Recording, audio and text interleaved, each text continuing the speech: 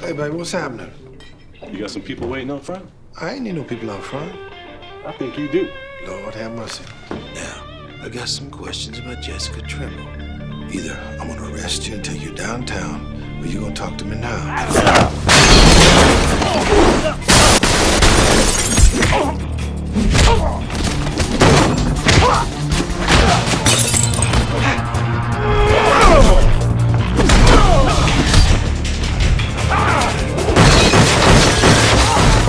The story begins with a birthday party that turns into a nightmare. Twin brothers, Jacob King and Daniel, are playing hide-and-seek in the woods when tragedy strikes. Hidden among the trees, young Jacob watches in frozen horror as a man grabs Daniel and slits his throat.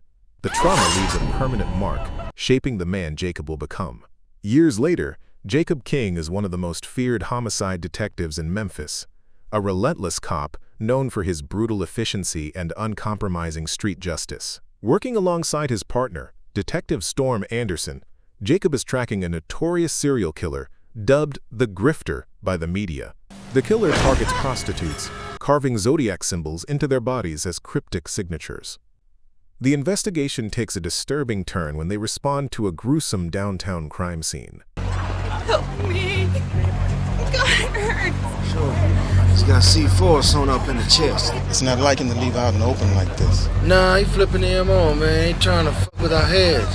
A woman has been bound, and in a final act of cruelty, the killer has surgically implanted a live bomb inside her chest. As Jacob calls in the bomb squad to disarm the device, his instincts take over.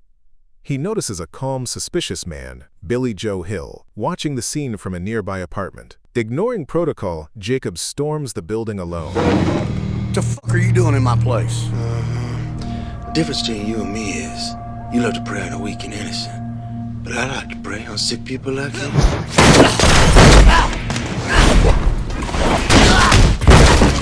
Listen to me.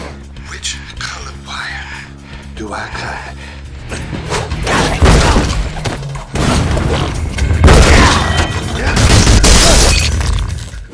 After a violent confrontation, Jacob forces Billy to reveal which wire will disarm the bomb. We're clear. Once the information is given, Jacob loses control and kicks Billy through a window. Billy survives the fall and is taken into custody. The victory is short-lived.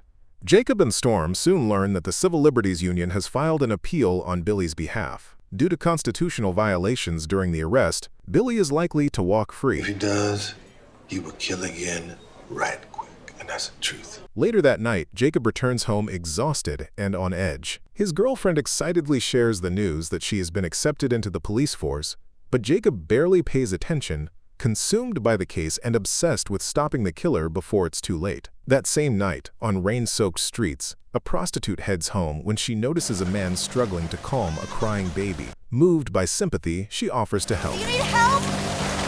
Appreciate that. Very Christian of you. Without warning, the man attacks her, revealing the baby is nothing more than a doll. He beats her unconscious, drags her to his hideout, and carves astrological symbols into her body before dumping her back onto the street. She wasn't just murdered, she was punished. The brutality confirms the return of the grifter, the serial killer police have been hunting. Detectives Jacob King and Storm examine the victim and discover a cesarean scar, along with a full moon symbol carved behind her ear. Jacob realizes the murders follow a precise timing pattern and orders the medical examiner to retrieve the exact times of death from all previous cases. Storm later reports that a patrol officer identified the victim as Jessica, an occasional sex worker who mostly spent her nights drinking at Mojo Blues. Before they can follow up, Jacob receives a call from the captain ordering everyone back to the station as media pressure mounts over the growing number of unsolved murders in Memphis. Ignoring the order, Jacob heads to Mojo Blues to question a waitress who knew Jessica. Let me ask you something. You know a girl called Jessica Trimble? Before she can talk, a group of aggressive thugs confront Jacob and demand that he leave. You got some people waiting up front? I ain't need no people out front. Now, I got some questions about Jessica Trimble.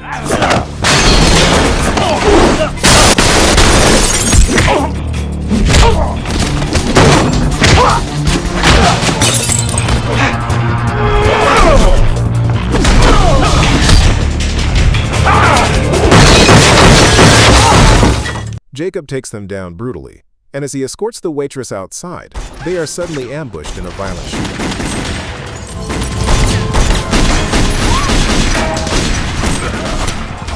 Jacob neutralizes the attackers just moments before police arrive, unaware that a man named Lazarus has been watching the entire encounter from nearby. Back at the station, the captain demands an explanation for Jacob's absence and then introduces FBI Special Agent Frank Miller, who has been assigned to the grifter case. Miller immediately takes interest not only in the killer but in Jacob himself, pointing out his long history of excessive force complaints. That same night, Lazarus strikes again. He follows a man walking home, abducts him, and murders him in a dark alley. The next morning, the body is discovered on the top floor of an abandoned building. Rope marks around the neck indicate strangulation, and a carved symbol on the victim's hand sends a clear message for police to back off. 2 murders in 2 days, and the killer is still free. At the crime scene, Agent Miller attempts to assert authority, but Jacob dismisses her, openly insulting her inexperience before walking away. Y'all stick around. I'm sure this girl can entertain you. Wouldn't you say, Storm? She's very entertaining. Later, Jacob's girlfriend and Agent Miller respond to a domestic violence call involving a disturbed man threatening to kill his wife. Hi, please don't shoot him. Okay, you know what? No one's gonna shoot anyone. Just put the knife down and we'll talk about this, okay? I'm not good enough for her. You're lying. Hey!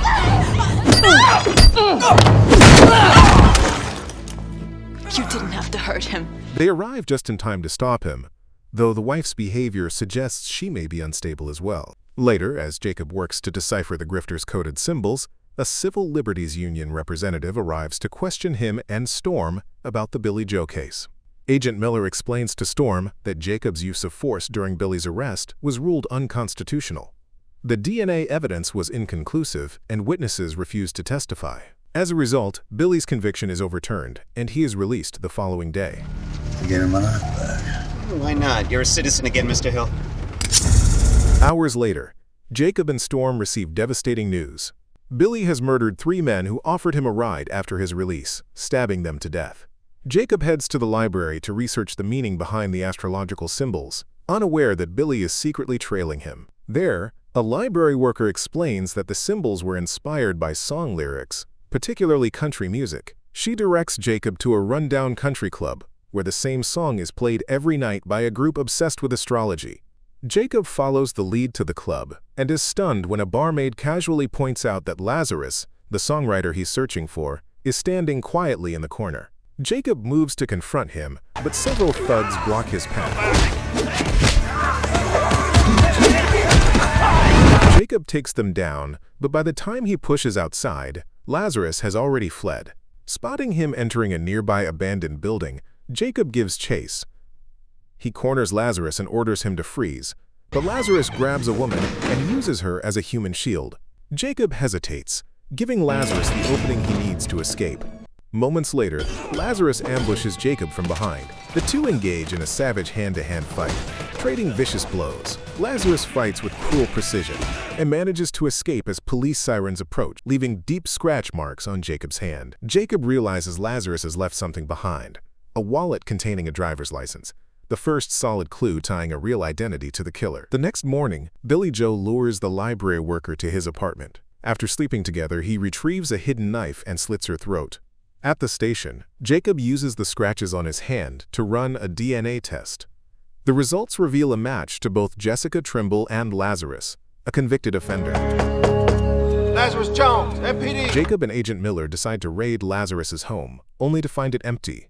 Worse still, Jacob discovers that Lazarus murdered the barmaid who previously helped him. Further analysis reveals that Lazarus is using astrological riddles to predict his next victim, timing each kill with specific lunar phases. His previous murders aligned with the full moon, waning gibbous, and third quarter. The next phase, the waning crescent, means he plans to strike that very night. Jacob connects the pattern to the constellation Ariadne's crown, which contains 9 stars mirroring the layout of Memphis. He believes each star corresponds to a murder location, and the final piece is about to fall into place. That evening, Jacob heads to the bar where he believes Lazarus will strike next. Meanwhile, Agent Miller receives a lab report confirming that Lazarus's DNA also matches Jacob's.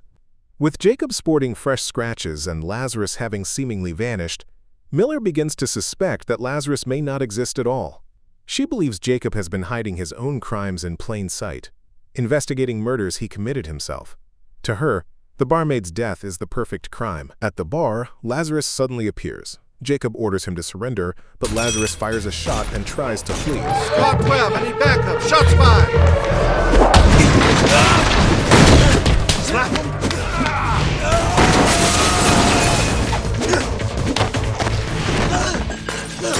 Jacob beats Lazarus senseless until backup arrives and arrests him. When Jacob returns home, he finds his girlfriend murdered. Suddenly, Billy Joe attacks him from behind, triggering a brutal final confrontation.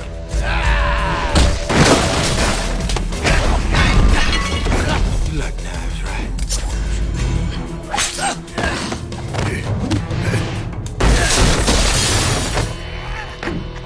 Jacob ultimately kills Billy by slitting his throat, avenging his girlfriend's death. When police arrive, they find only two bodies, Jacob's girlfriend and Billy Joe. But Jacob is nowhere to be found. He left a letter for Storm, confessing everything and thanking him for being a loyal partner. He admits his methods were unconventional, but insists that's how he finally caught Lazarus. He tells Storm to take the confession and that one day he'll come looking for him. Agent Miller later learns the truth. Jacob had arrested Lazarus earlier at the bar, and Lazarus confessed to everything, including framing Jacob. The story ends with Jacob visiting his Russian wife and children in a remote village, finally revealing why he had always kept his girlfriend at a distance. Subscribe for more dramas like this, and don't forget to like this video. It really helps the channel.